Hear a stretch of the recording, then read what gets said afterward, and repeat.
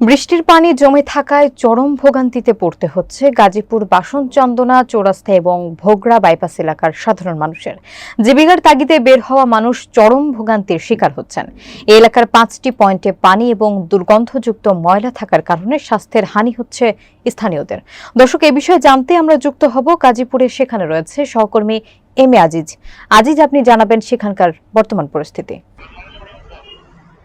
উনি যেমনটি বলছিলেন যে বগুড়া বাইপাসে গাজীপুরের যে 5টি পয়েন্টে আসলে চরম দুর্ভোগে রয়েছে, যে যানবাহনগুলো রয়েছে তারা কিন্তু পানির কারণে কিন্তু ধীরগতিতে রয়েছে।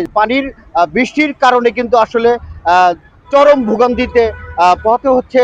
যে ঢাকা থেকে যে চন্দ্রা এবং টাঙ্গাইলগামী যে বাসগুলো যাচ্ছে, এই বিষয়ে যদি আপনাকে দেখাতে চাই, আপনি যদি দেখেন যে ছোট যানবাহন কিন্তু আসলে কোনো মতেই চলছে না। আমরা সকাল থেকে কিন্তু আমরা বিভিন্ন পয়েন্টে রয়েছি, তবে সিটি কর্পোরেশন থেকে বলছেন পানি নিষ্কাশনের ব্যবস্থা পর্যন্ত পরিমাণে না থাকায় এই ভোগান্তিতে পড়তে হচ্ছে। খুব দ্রুতই এই সমস্যার সমাধান করা হবে। আমরা প্রতিনিয়ত সে কাজ করছি। স্থানীয়রা বলছেন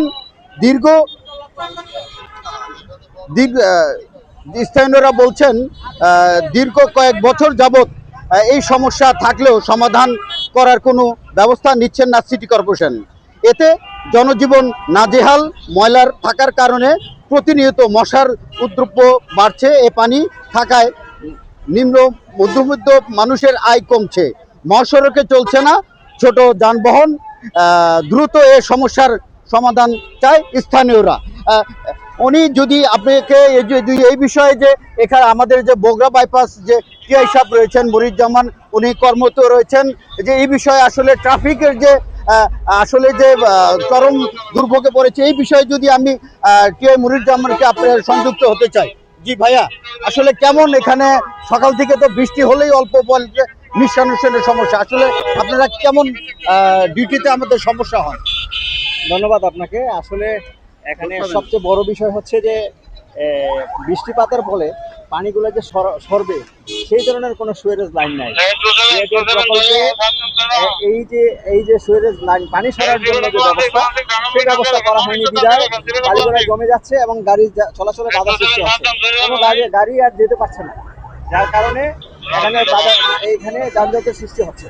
তো গাজীপুর মেট্রোপলিটন পুলিশ, আমাদের ট্রাফিক বিভাগ প্রত্যেকেই যানজট নিরসনের জন্য কাজ করছে। কিন্তু এই রাস্তা যদি এই অবকাঠামোগত সমস্যা যদি দূর না হয়, তাহলে এটা কিছু করার নেই। পানি না সরলে গাড়ি যাওয়ার তো সেই ব্যবস্থা নাই। তো আমরা এই বিভিন্ন প্রতিকূলতার ভিতরেও স্বল্প সংখ্যক ট্রাফিক পুলিশ সদস্য নিয়ে আমরা কাজ করছি। আশা করছি যদি সুয়েরেজ লাইনটা ঠিক হয়ে যায় বা একটা যথাযথ ব্যবস্থা নেয়, তাহলে হয়তো যানজট সহনীয় পর্যায়ে রাখা সম্ভব। জি, ধন্যবাদ। উনি যেমনটি শুনছিলেন যে এখানে যে পুলিশ কর্মকর্তা রয়েছে ট্রাফিকের, উনি যেমনটি আমাদেরকে বলছিলেন যে এখানে আসলে পানির নিরসনের ব্যবস্থা না থাকার কারণে কিন্তু ময়লা ড্রেনে জমে থাকার কারণে কিন্তু যানবাহন ধীর গতিতে চলছে। তো উনি এই ছিল গাজীপুর চৌরাস্তা থেকে বগুড়া বাইপাস এলাকা থেকে সর্বশেষ পরিস্থিতি।